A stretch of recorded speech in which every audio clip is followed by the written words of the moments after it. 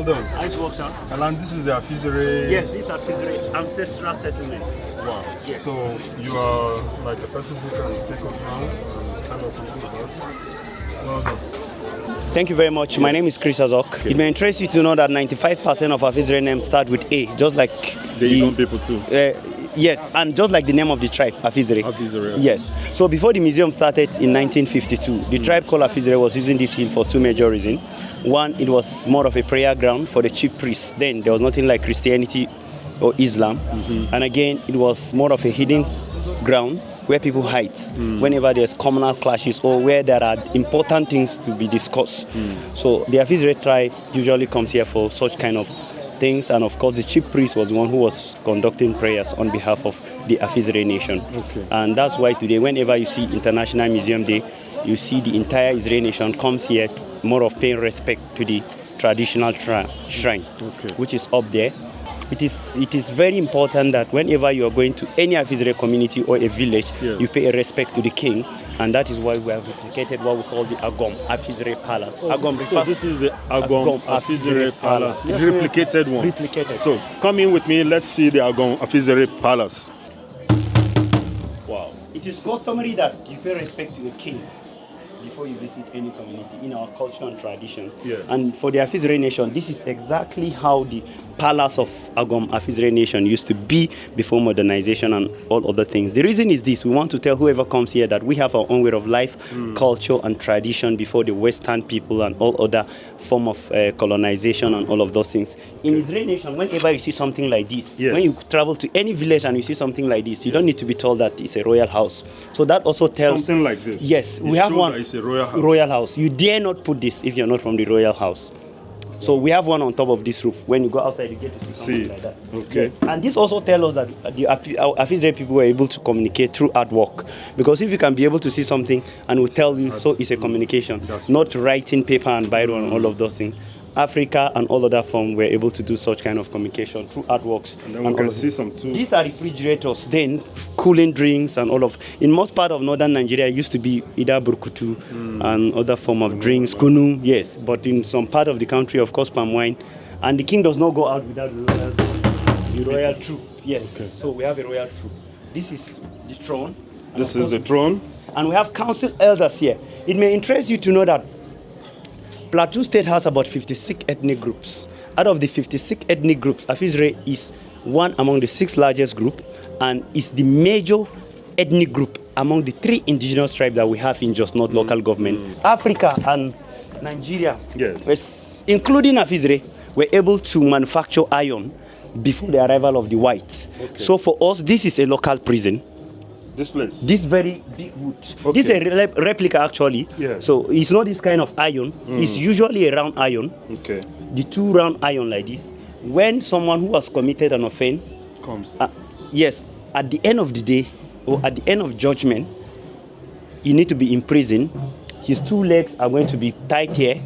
Then with his hands, then he will be taken outside for the period of time that the eldest person in the community has decided in this palace. And this is his chair. He does not sit anywhere aside of wooden chair. Who sits here? The eldest person is more of the chief judge. However, the chairman of the traditional council is the Eggon Encounters. Yes, but the person like decides the kind of fine to be placed on someone who has committed an offense. Is the eldest, yes, and this is his chair.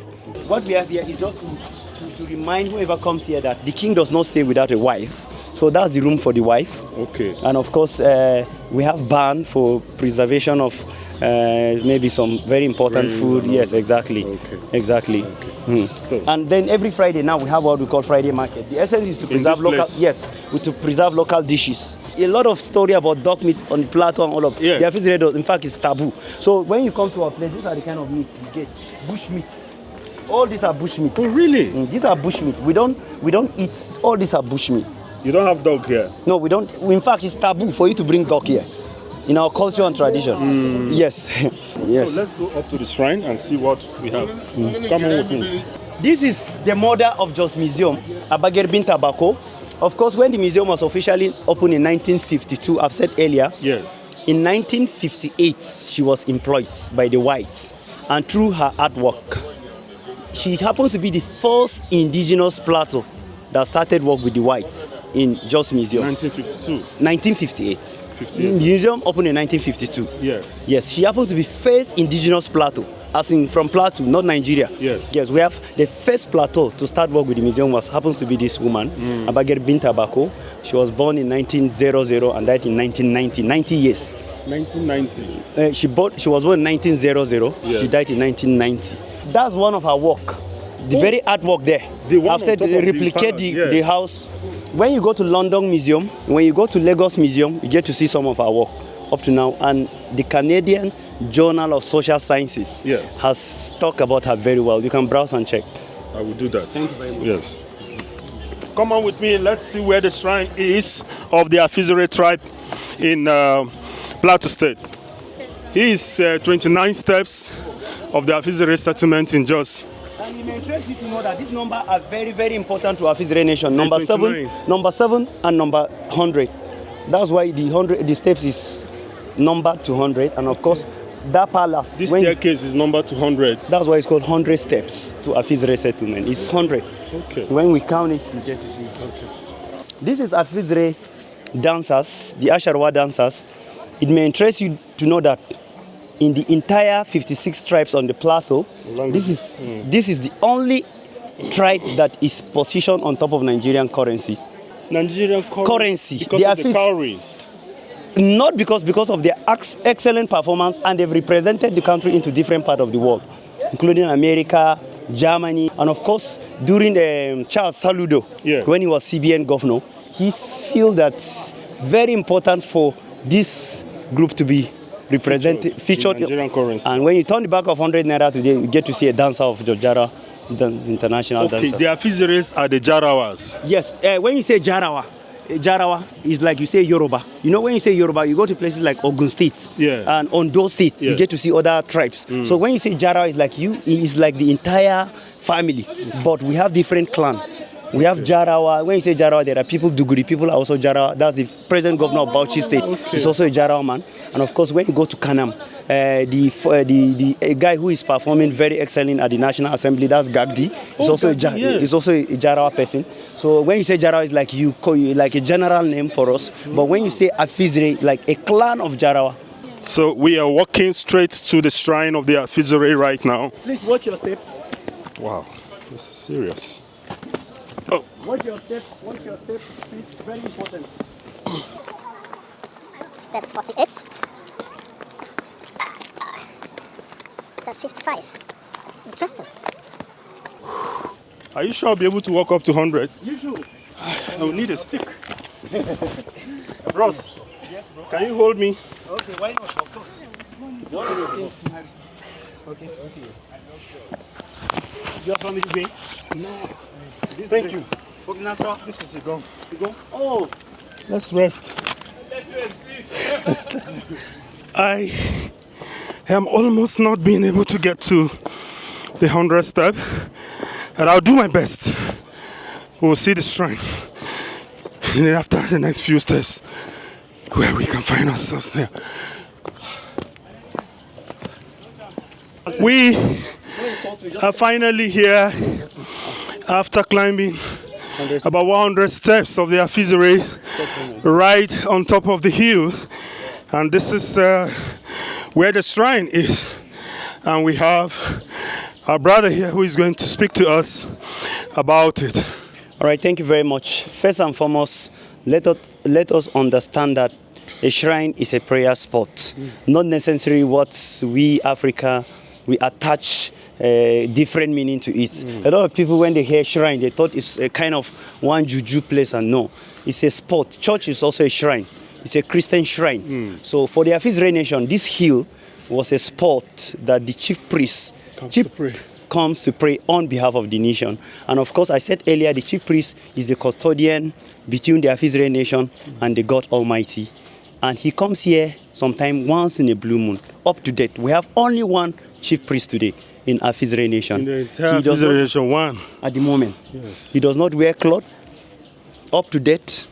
And of course, his walking stick does not go down. Anytime you see it down, it has to do with a problem in the community. that by the time they'll invite some maybe suspected people to cross over it, if you're one of those people who involve, yes, you also go down. So that is that. Chief priest was one who usually conduct prayers here, and of course, one of the reasons they were using this kind of hilly terrain again was as a result of defense mechanism. Okay. Exactly. Of course, you've probably heard that jihad has never conquered just to be precise. Yes. Not only Afizere. Of course, the Afizere, the Anakuta, the Birom, the Buji, and all other tribes here in northern Plateau, they team up and they were able to defeat the jihadists. That is when they came through this side, and that is why they had to go to the other side. When you look at places like Wasi and Kanam, it's more of Muslim. The reason is they couldn't come through this way. They had to go, and that's why they were able to penetrate Kwara State. No, Kwara State was captured by the jihadists. Yes. So these are some of the reasons, and of course, this is basically the entire prayer spot. From this spot, you get to see excellent view of the city. Then from the other side, you get to see the highest peak in Jos, that is Sherry Hills. Oh, if we climb here now? Yes, I'll take you. Is this the Sherry Hills? No, this from here, you get to see the Sherry Hills. And I'm not sure I'll be able to go beyond the 100 steps. No, this is 100. You have not gone at least to the peak so that you see the view of the city. No, I won't survive that one. So, thank you very much. Is that the shrine where he comes to pray, or this is the shrine? This is exactly the shrine where we are standing in now. Wow. And that's how it looks. This is how it used to be. It is something like this. You know, normally when you enter a room, there's a straight door like this, right? Yeah. But for the chief priest of Afizere nation, once you enter like this, there's a corner like this. So it only comes like this, then he sits here to conduct prayers on behalf of the people. If he is coming, he comes in this way or this way and go that way. Go like this. Well, he can never come direct and sit down here. Just the way we came direct. Yes, that's the tradition. Wow. Exactly. So can I do my prayers here, or is only the Afizere nation? In fact, it is very important that when you come here, you should conduct prayers. It's even important, and it's even believed that when you come here and conduct prayers, God answers your prayers. So on behalf of the Eggon nation, which we are all representing here today, I stand to declare that the Eggon nation will not be conquered by any jihadists, just the way the Afizeres were never conquered by any jihadists. We also stand in this altar of prayers to pray that the Eggon nation will prosper and they will do great exploits in the whole world, just the way the Afizere nation's arts and artifacts were known in the entire nations or in the entire globe. And we have a lot of things in similarity, like the hills, the places of worship, the shrine. They have a chief priest. The Eggon people equally have the chief priest. Oh, that's very... Yes, and it's just that our own wear clothes. Okay. Yours don't wear clothes. Yeah, exactly. So we pray that so. God will help us in Eggon nation. And thank you, Afizere, for giving us more insight. Thank you very much. My name is Chris Azok, historical tour guide.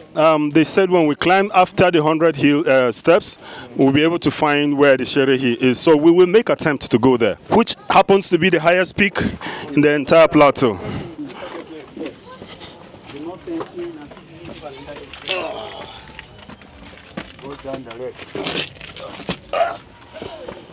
Wow. Okay. That is Gog and Magog. Have you ever heard of Gog and Magog? Wow, hold on. Please take over this view. Thank you, first and foremost, sir. Here is the president of the Afizere nation worldwide. You know, the Afizere people have a historical culture in the museum. That is why every World International Museum Day is like part of our own heritage to be here. When the program is ongoing, maybe towards later in the noon, around 12:12, you will see the number of youths from the Afizere community that will troop into the museum. Without the Afizere nation, the museum day is incomplete. That's the Gog and Magog. Those two stones you're seeing there. I can't find it. Look at it straight. You cannot What go. is Gog and Magog now? What does it mean? Gog and Magog is it's a Christian name. When the whites came and when they discovered this stone, they were the people that named it Gog and Magog. In addition to what Mr. President is saying, Yes. it's like male and female. It's there in the Bible. Okay. Yeah, male and female, just like he said. Okay. And I said the entire hills from here is Sherry Hills, and the name Sherry Where's is. the Sherry Hill? Can you see the hill from the hill? Can you see the one with two fingers? The one. Yes, in the middle there. So that from that hill, Down to the black hills over there is Shere Hills, and that's where we have the highest peak. And the name Shere is a community name in Afizere. It's a district. It's a district. Wow. So where you hear Shere district. we have Shere district. Is this a Shere guy? He's from Shere. He's from Shere. Exactly. So it's a name of. So when you ever hear Shere Hills, it's a name of community of Afizere Nation. It's a pleasure meeting with you. Thank you very much. Thank you, and I appreciate all that. Name once again. Chief Ezekiel Ayuba Kuje. At this point in time, we have come to the peak of the Afizere Hills, where we were able to view the entire Jos North. It's a very nice scene that we have been able to see. Away from when you are in the main city, you won't be able to find this kind of area view. Thank you, the entire Afizere Nation, for helping us to be able to make these findings.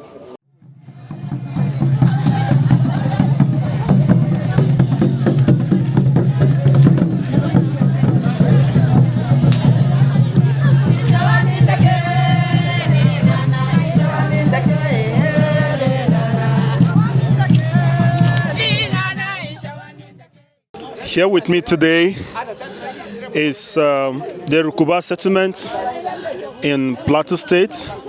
We have the relics or the establishments of the Rukuba people. And here with me is one of the Rukuban person who is going to tell us his name and then give us historical background of the Rukuba people. Thank you. Your full name, sir? Agana Sondalami Asadam. We would like you to take us around the Rukuba settlements and explain to us what it looks like, and possibly the historical information about your colors and all that. This very compound that you've seen it on, Yes. you have seen it like this. Yes. Before you enter Rukuba compound, you must see the senior of the house. The senior of the house. Senior of the house is the one occupying this very one. This very place is the father of this compound. Okay. That one is the grandfather, and this is the father of this compound. So what you're saying is that this is like the entire compound of the Rukuba people, how they looks like. The first person you see is the grandfather's house. Then the father of the compound lives in this place. Okay. And he has two wives. Mostly. He has two wives. Okay. This is the first wife. Okay, a house of the first wife. First wife. Okay. He's living here. Okay. Yes. None of them live with him in his room. No. Okay. Then the second wife lives where? Yeah.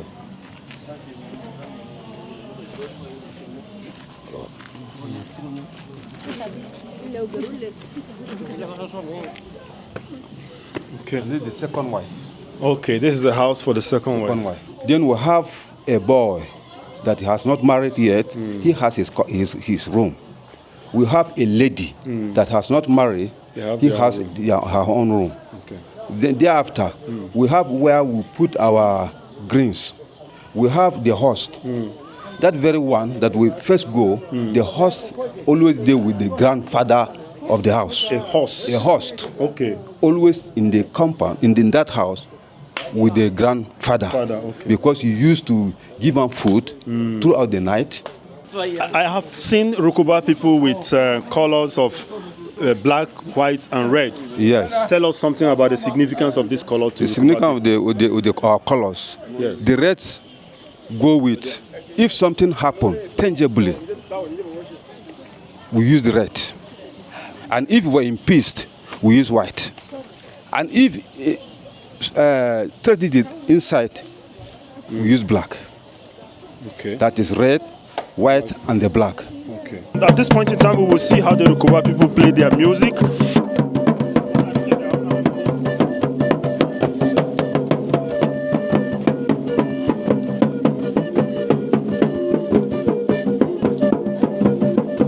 It's a pleasure meeting you. Today I'm a Rukuba man because you can see me dressed like the Rukuba people. Because of your dressing, you're a Rukuba man. Yes. Ideally, you are not a Rukuba man. Yeah, I'm actually an Eggon person. You are Eggon? Yes. I'm of Eggon. No, I'm Eggon. Agba? I was told that the Rukuba people are part of the lost people of Eggon nations. Is it true?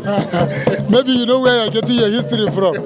But I don't think we're a lost nation from Eggon. Okay. But I think by coincidence, we tend to bear some names same. So if you claim that we were lost, fine, but we are not lost. So do you have any knowledge about the significance of this color? Because the Eggon people use this color, red, black, and white, and the Rukuba people, the predominant color they have is red, black, and white. That is a question that I cannot answer tentatively, because if you meet someone, he will tell you the colors signifies peace, the blood of Jesus Christ, and while we were in darkness. While if you meet the traditionalist, he will tell you the three colors signifies the kingship and other titles in Rukuba. So you can see that there are a lot of, everybody have his own definitions to it. Okay. But the nation as Rukuba as a whole, we're trying to bring out one significance to the colors that we have. So what do you have to say concerning the International Museum Day today? I think it's a day that we'll never forget it in our history, because it's a day that we come out to showcase who we are as a nation. Thank you very much, and God bless you. Thank you. All right.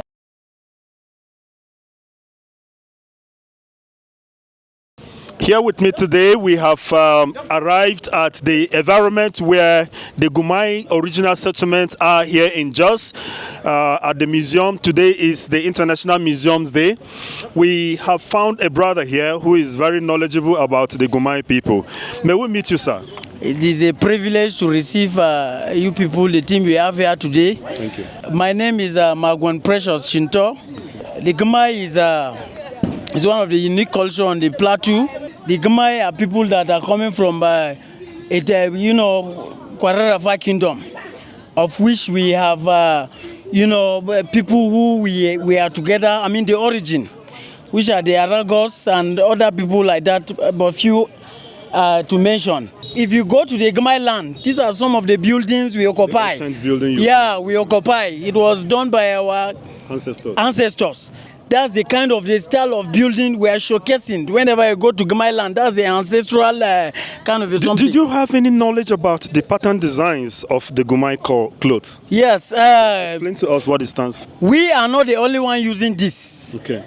The Kwararafa, which are the Jukuns from Wukari, they also had this, of which that is our origin, part of the Aragos and what have you. This identifying, it entails the identity. A Gumay man will never be completed without this we are wearing. This is our identity. It has been taken from, the Jukuns, which are from the Wukari, and a lot more. Here we can find different types of artistic pattern designs on their Gumay clothes. We can see another type here. We can see another type here. So are we saying that Gumay people are very good in textile work? We are good in making all these things that you're seeing. As I earlier said, it is, the origin of which the Wukari, which are the Jukuns. So we have the pattern of this. It is not used by only Gumay. But seriously, we are well done whenever it comes to things like this. We are good in that. Ya mama ya ni kuna yin auren ku ikin aure ya ne menene ana kawo na aure na Gumay? Na Gumay kafin a fara aure na farko zaka kawo taburma. In lokacin da kun haɗu da yarinya in ta ce tana son ka, so ka kawo taburma. Shine part of the introduction kenan. In ka kawo taburma nan, in yarinyan ta karba, in ta zo ta ba ma iyayenta mamanta. In maman ta karba za a kira yarinya a tambaye ta ko tana son. In ta ce ka gan da ana bayar ba mutum da ya ba fa da maza za su kai samaruka su kai 10 ko 15 kowa ya kawo. So wanda ta zaba ranar za a kira su duka, za su assemble. Za ta zaba wanda take so sai ta dauka sai a yi mata guda sai sauran su dibi kayan su tafi. To menene ne ana biya a da na auren? Muna yin gini round hot haka guda uku. Za a yi aure, za ka yi gini a gidan iyayenta. Ka yi noma, akwai noma na gyaga, akwai na aure za ka yi noma for 3 years. Shekara 3 kana noma. Kafin a baka mata? To mama yanzu baba yayi noma shekara 3 kenan kafin kin aure. Ka san da ba ma gyaga shekara kamar yadda kuna yi yanzu wata 2 wata 3 ba. Da za ka yi gyaga, wani zai gyaga ya kai 5 years. Ne gyaga? Aiki na love. Okay. Kana friendship. Soyayya kenan. Soyayya kuna friendship. So wani zai iya kai shekara 5, wani zai kai shekara 4. ba yin aure irin na yanzu da ana yi shaf ba. Okay. Shine yasa ka gan aure yanzu ga mu nan. Shaf ana fita. Haka. Mutanen Gumay, thank you very much for giving us the opportunity to interview you. How do they say Sanu the Gumay? Ongon. So Gumay Ongon. Ongon ko? Yes. Thank you. Bless you.